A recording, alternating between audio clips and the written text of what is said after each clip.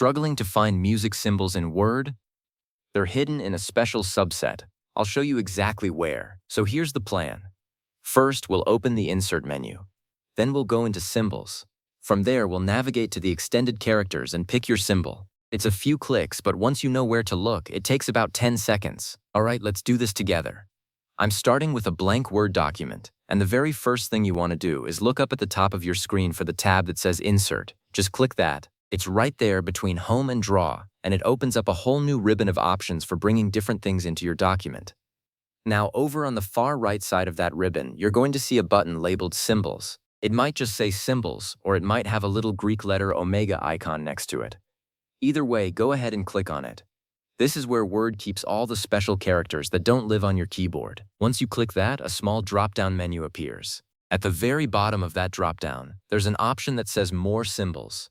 You want to click that.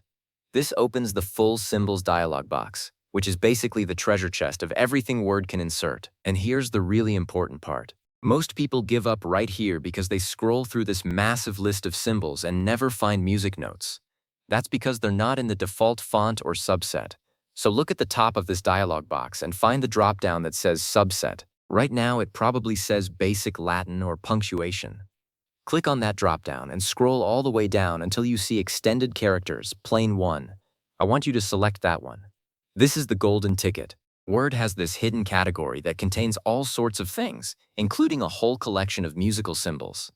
It took me a while to find this myself, so don't feel bad if you missed it before. Once you've changed the subset, the grid of symbols below will refresh. Now scroll through that grid until you see the option that says Musical Symbols. Click on that to highlight it.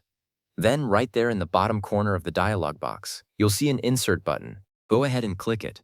And just like that, your music symbol pops right into your document wherever your cursor was. You can close the dialog box now, and that's it.